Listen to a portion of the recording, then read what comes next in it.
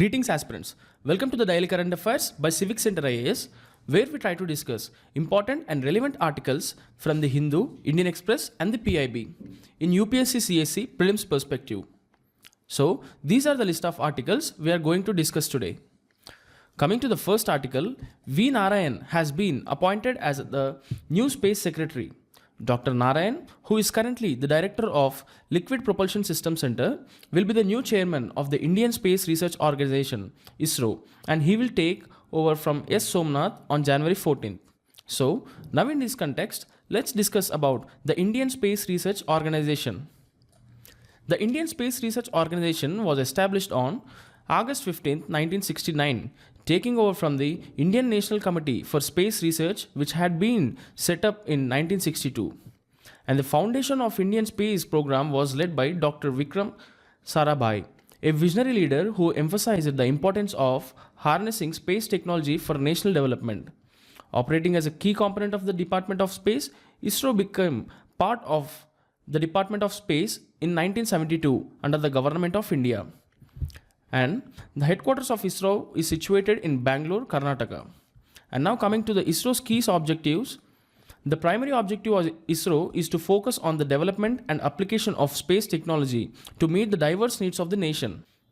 And coming to the space systems, to achieve this, ISRO has developed various space systems like communication satellites. These are used for telecommunications and television broadcasting. And meteorological satellites. These satellites are crucial for weather monitoring and forecasting. And then remote sensing satellites. They support resource management and environmental monitoring.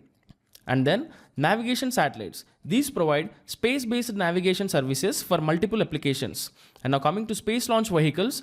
To place satellites in orbit, ISRO has designed and developed two primary launch vehicles.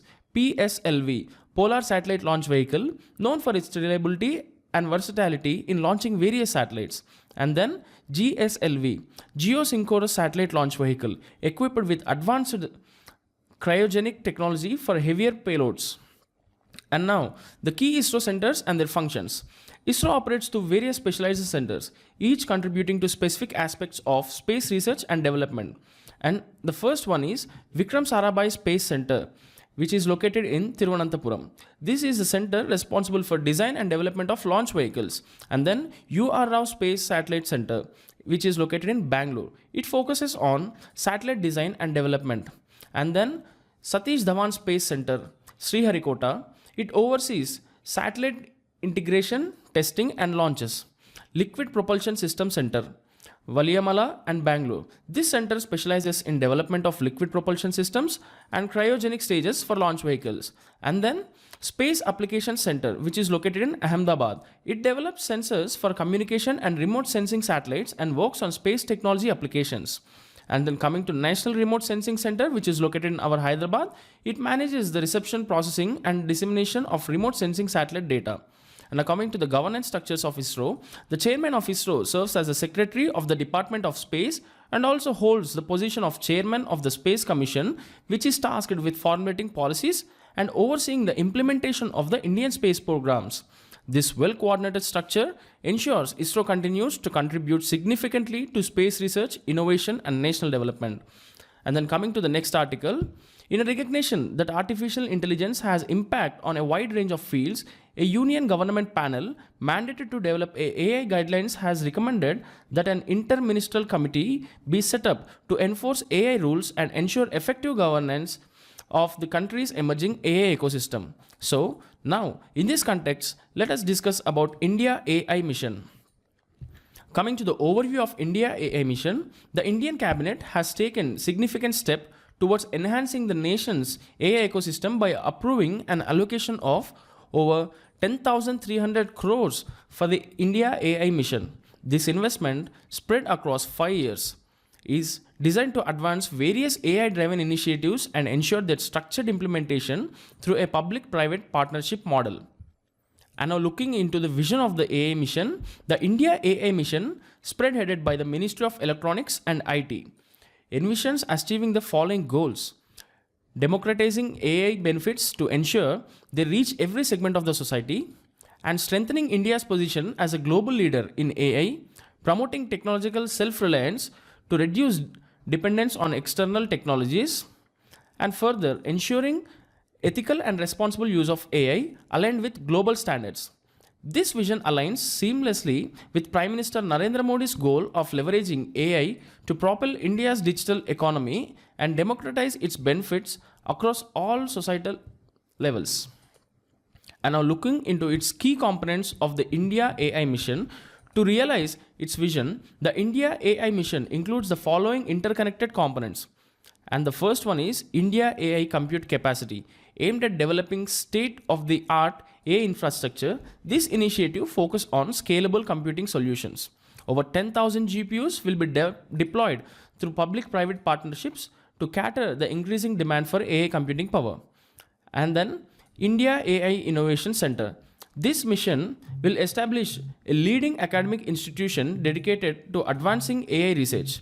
And also, its objective includes developing indigenous large multimodal models and domain-specific AI models. It will leverage edge and distributed computing technologies to enhance efficiency and scalability. And then coming to India AI datasets platform, this component emphasizes improving the accessibility and quality of public sector datasets, thereby enabling better AI innovation. It also seeks to promote data-driven governance, ensuring that AI solutions effectively address societal challenges. And then India AI Application Development Initiative. Designed to support industry-led AI projects, this initiative prioritizes applications with significant social impact, fostering innovation and entrepreneurship. And then India AI Future Skills Program. To expand AI education, this program will introduce graduate and postgraduate courses in AI. It also plans to set up data and AI labs in major cities and smaller towns to offer foundational training in data and AI technologies. And then India AI Startup Financing. The mission includes streamlined funding mechanisms to ensure AI startups can access necessary resources for product development and commercialization. And finally, safe and trusted AI. Emphasizing ethical AI practices, this component aims to promote the responsible deployment of AI technologies while addressing concerns related to privacy and safety. This comprehensive framework ensures that the India AI mission remains focused on achieving its goals while fostering innovation and ethical AI usage, ultimately transforming India into a global AI powerhouse. And now coming to the next article. A devastating earthquake in China's remote Tibet region killed at least 126 people on Tuesday, state media reported, with tremors also felt in neighboring Nepal's capital Kathmandu and parts of India. So, now in this context, let's know about earthquake. Firstly, what is earthquake? An earthquake can be simply described as a shaking of the earth. It is a natural event caused by sudden release of energy which generates waves that travel in all directions, shaking the earth's surface. And why does these earthquakes occur? The shaking of the earth occurs due to the release of energy along a fault, which is a sharp break in crustal rocks. The process involves several interconnected events, and these are: rocks along a fault tend to move in opposite directions, and then the overlying rocks strata press against these rocks, causing friction that locks them together. However, over time, the tendency of the rocks to move apart overcomes the friction. This leads to the deformation of the rocks, and eventually they slide past one another abruptly. The abrupt movement causes a release of energy which travels in waves in all directions. And looking at the key terms, the focus or the hypocenter is the point where energy is released beneath the surface. The waves generated by the energy travel in different directions and reaches the surface. The epicenter is the point on the Earth's surface that is nearest to the focus. It is the first location to experience the waves. The epicenter is directly above the focus. And the seismic zones of India are: India is divided into 4 seismic zones based on the level of seismic activity. Zone 2 experiences its lowest seismic activity, and Zone 3 moderate seismic activity. Zone 4 high seismic activity. Zone 5 experiences the highest seismic activity. For instance, Telangana falls under Zone 2, categorizing it is a low intensity seismic zone. This structure of classification helps in understanding and mitigating the risks associated with earthquakes in different regions. And now coming to the next article, Minister of Labour and Employment Mansukh Mandaviya on Tuesday launched multilingual functionality on the e-Shram portal to provide seamless access to various government schemes for unorganized workers. In the line with the vision of making e-Shram on one-stop solution, this portal will now be available in all 22 scheduled languages, a Labour Ministry statement said.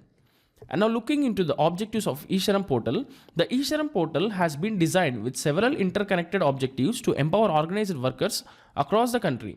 It aims to establish a centralized database of unorganized workers, which serves as a foundation for effective policy implementation.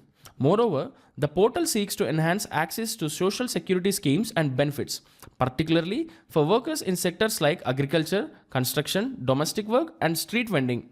And then, by facilitating job matching and skill development opportunities, it helps workers to improve their employability.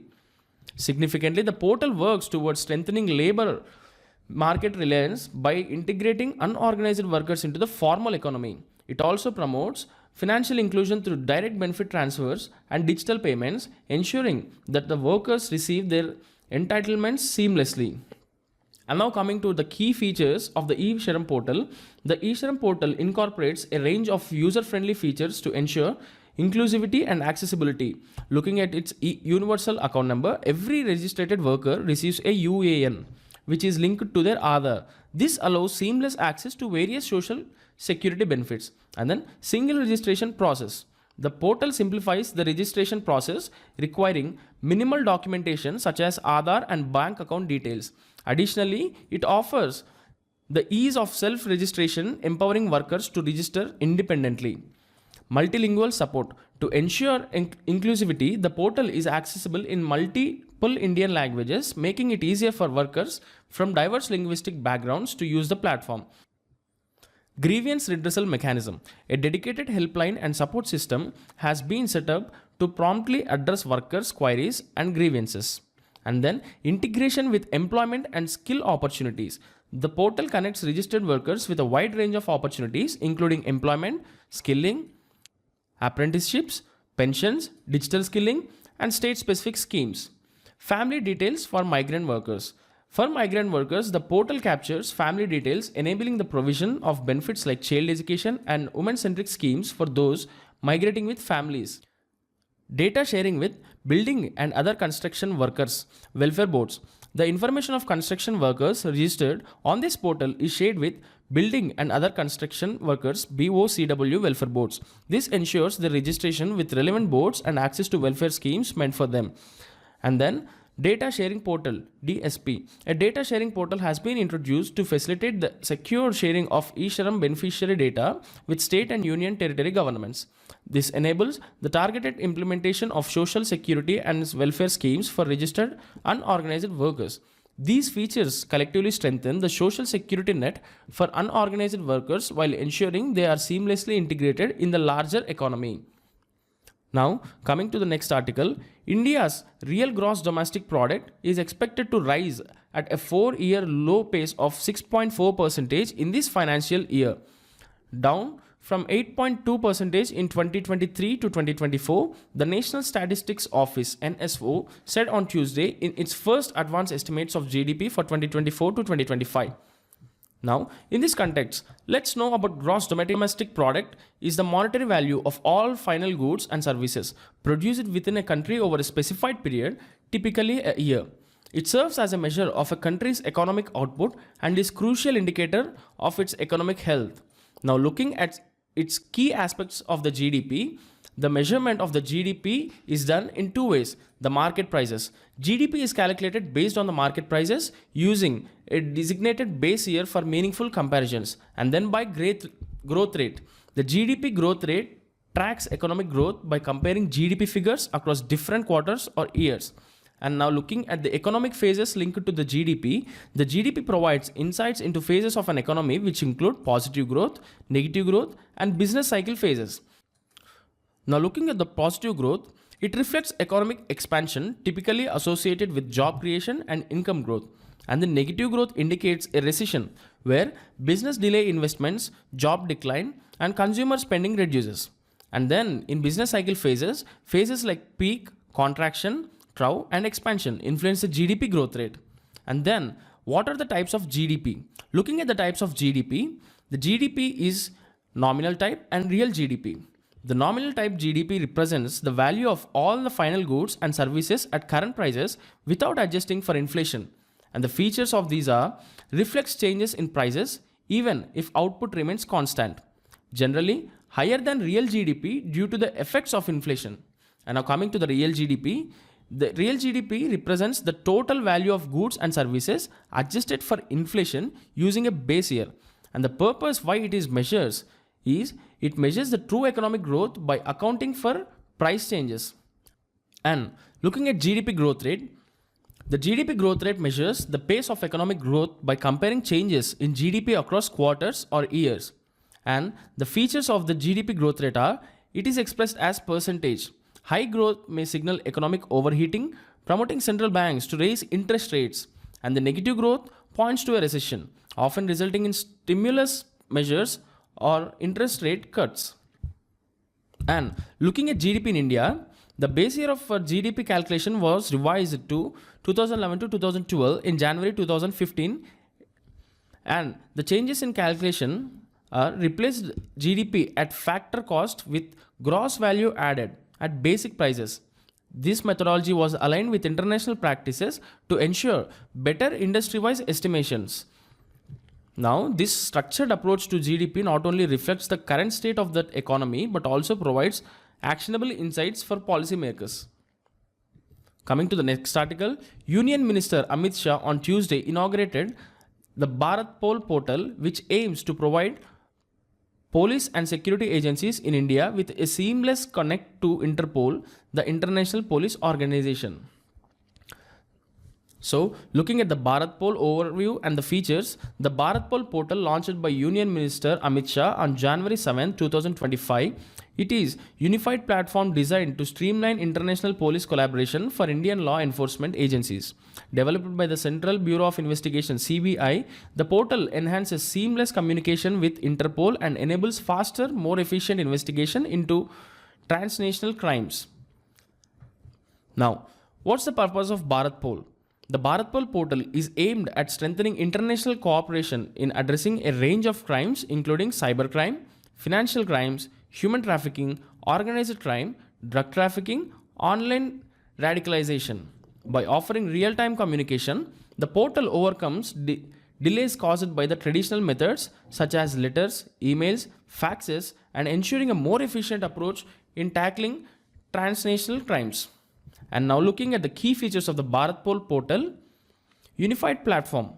The Bharatpol portal integrates the CBI as Interpol's National Central Bureau (NCB) New Delhi with all India law enforcement agencies, including superintendents of police and commissioners of police, ensuring streamlined coordination. And then simplified request mechanism. It allows frontline police officers to submit the standardized requests for international assistance to 195 Interpol members countries, making the process more efficient.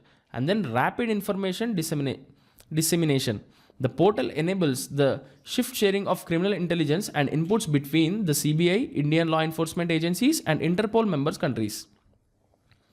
And then enhanced use of Interpol notices. Bharatpol simplifies the drafting of red corner notices and other color-coded Interpol notices, facilitating efficient global tracking of criminals and proceeds of crime. And then capacity building and training. The portal provides access to training resources, templates, and relevant documents, improving the ability of frontline officers to handle the transitional investigation effectively. And the key modules of the Bharatpol are, the portal is equipped with the following key modules. First one is the Connect. It extends Interpol NCB New Delhi to all Indian agencies, enabling the quick, secure, and structured transmission of requests. Interpol notices simplifies the management of notices to locate criminals globally. And now references. Provides case-related information to support effective investigation. Broadcast shares real-time request assistance from 195 Interpol member countries. Resources facilitates the exchange of documents and resources among agencies.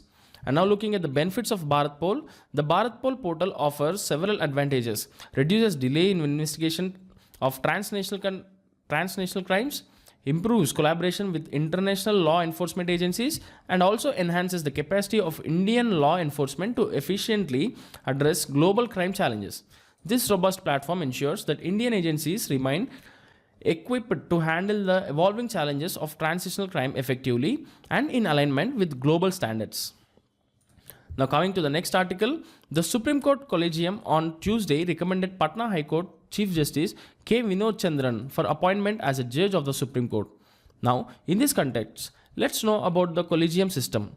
The Collegium System refers to the process of appointment and transfer of judges, which has evolved through various Supreme Court judgments, rather than through an act of parliament or a constitutional provision. And looking at the evolution of the Collegium System, it's evolved in many cases by first judge cases. The Supreme Court declared that the primacy of the Chief Justice of India in judicial appointments and transfers could be refused for cogent reasons. This ruling granted the executive greater authority over the judiciary in matters of judicial appointments, a practice that continued for other next 12 years. And the second judge cases 1993, the Supreme Court introduced the Collegium System, interpreting consultation and judicial appointments to mean concurrence. It emphasized that the decision was not the CGI's individual opinion but an institutional opinion formed in the consultation with two senior most judges of the Supreme Court. And then third judge cases 1998. In response to presidential references, the Supreme Court expanded the Collegium System to a 5-membered body comprising the CGI and the 4 senior most judges of the Supreme Court. This expansion applied, for instance, to the transfer of High Court judges. And now looking at the appointment of Supreme Court judges, composition and strength of the Supreme Court. And the original composition of the Supreme Court is comprised of 8 judges, including 1 Chief Justice and 7 others.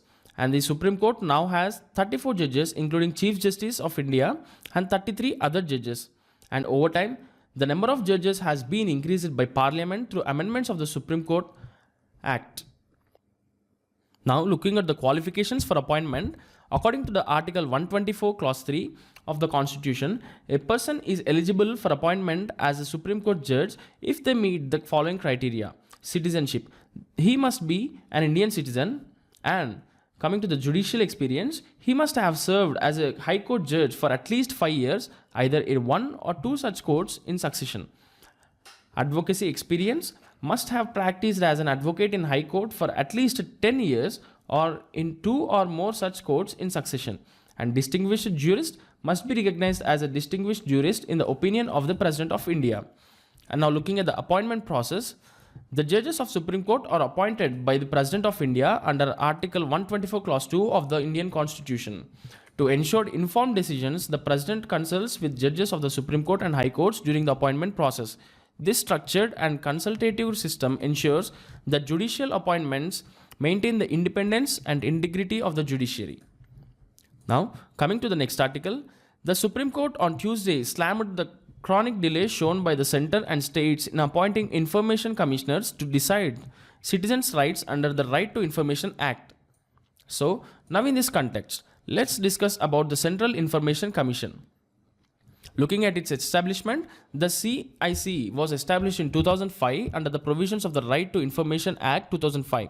It is important to note that CIC is not a constitutional body but rather a statutory body created by legislation. And looking at its composition, the CIC comprises the following members: Chief Information Commissioner and up to 10 Information Commissioner who assist the CIC in carrying out its functions. And now looking at its appointment, the President of India is the appointing authority for the CIC and its members. A recommendation committee plays a pivotal role in appointment process, consisting of the Prime Minister as a chairperson, the leader of the opposition in Lok Sabha, a union cabinet minister nominated by the Prime Minister. And looking at its tenure, the term of service is determined by the central government or until the age of 65 years, whichever comes earlier. As per the 2019 amendments to the RTI Act, reappointment is not permitted for CIC members. Now, looking at the powers and functions of the CIC have several significant powers and responsibilities, which is complaint handling. It receives and conducts inquiries into complaints related to information requests under the RTI Act, and sumoto inquiries. The CIC has the authority to initiate inquiries on its own, provided there are reasonable grounds. And civil court powers. It can summon witnesses and documents. It can also require the submission of evidence under oath akin to civil court's authority. And coming to know about the State Information Commission, the State Information Commission is constituted by the state government under the provisions of RTA Act 2005. And now looking at the composition of State Information Commission, it is composed of a State Chief Information Commissioner and with up to 10 State Information Commissioners. And now looking at the appointment, the governor of the state is the appointing authority for the State Information Commissioner and State Information Commission members. The appointments are made based on the recommendations of a committee, which includes the Chief Minister as a chairperson, the State Cabinet Minister, a leader of the opposition in Legislative Assembly. This structure of the CIC and SIC ensures the effective implementation of the RTA Act, promoting transparency and accountability in governance across the central and state levels. And now coming to the next article, Indonesia has officially joined the BRICS as a full member, Brazil's government announced on Monday. The group, which brings together major emerging economies, now consists of Brazil, Russia, India, China, South Africa, and Indonesia. Now, in this context, let's know about BRICS. BRICS is an acronym that represents a grouping of world's leading emerging economies: Brazil, Russia, India, China, and South Africa. It serves as a platform for these nations to collaborate on various economic, political, and development-related issues. Now, looking at the formation of BRICS, the grouping was first informally formed in 2006 during a meeting of the leaders of Brazil, Russia, India, and China on the sidelines of the G8, now it is G7, outreach summit held in St. Petersburg, Russia. Later that year, the process was formalized at the first BRIC foreign ministers meeting in New York. In 2009, the inaugural BRIC summit took place in Yekaterinburg, Russia, marking a significant milestone in group's evolution. In 2010, South Africa joined the grouping, transforming it into BRICS. Moreover, during the 6th BRIC summit held in Fortaleza, Brazil in 2014, the leaders signed an agreement to establish a new development bank, a key institution for funding development projects. And now looking at the funding structure, the financial architecture of BRICS is currently supported by two entities: New Development Bank, focused on funding infrastructure and sustainable development projects in member countries, and then by Contingent Reserve Arrangement, a framework designed to provide financial support to the members facing balance of payment crisis. BRICS was envisioned to bring together the world's most important developing countries, creating a counterbalance to the political and economic power of wealthier nations in North America and Western Europe. And now the expansion of BRICS, in a move to expand its influence, Egypt, Ethiopia, Iran, Saudi Arabia, and the United Arab Emirates were invited to join the grouping, with their memberships becoming effective from 1st January of 2024. This expansion underscores BRIC commitment to fostering greater cooperation among developing nations while challenging the dominance of traditional global powers. Coming to the next article, the Supreme Court on Tuesday agreed to examine on February 11 issues over the age bar for surrogate mothers and others under the laws. A bench comprising Justices B.V. Nagaratna and Satish Chandra Sharma, which heard about 15 petitions challenging certain provisions of the Surrogacy Regulation Act and the Assisted Reproductive Technology Act 2021, asked the centre to file its written submissions in the case. So, now in this context, let's know about Surrogacy Regulation Act and the Assisted Reproductive Technology Regulation Act 2021. These acts were introduced to ensure ethical practices in surrogacy and assisted reproductive technology while protecting the rights of surrogate mothers and intended parents.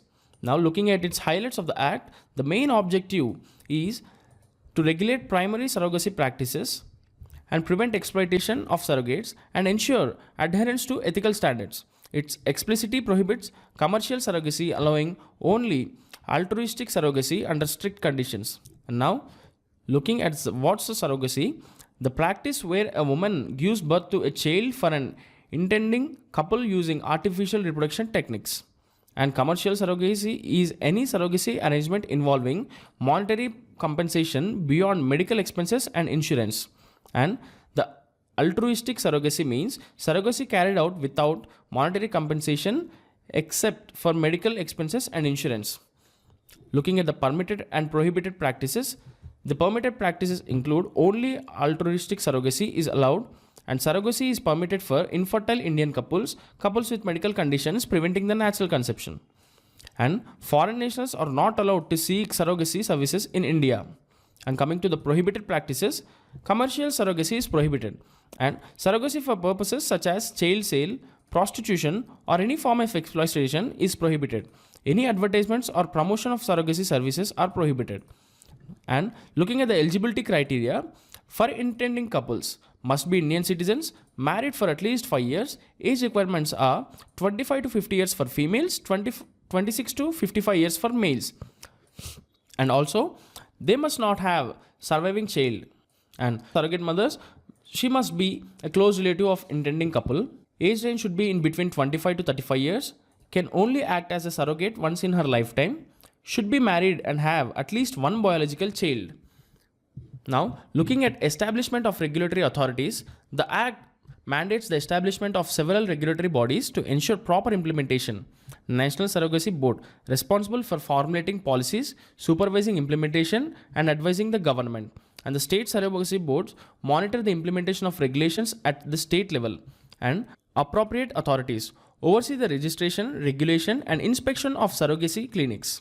And the penalties for violating the rules are commercial surrogacy or exploitation of surrogates, punishable with imprisonment up to 10 years and a fine up to 10 lakhs, and non-compliance by clinics, penalties as prescribed under the Act. And this framework ensures that surrogacy practices remain ethical, transparent, and free from exploitation while safeguarding the interests of all the parties involved. So, today we have discussed the 10 articles, and we will be back tomorrow with another video. Thank you.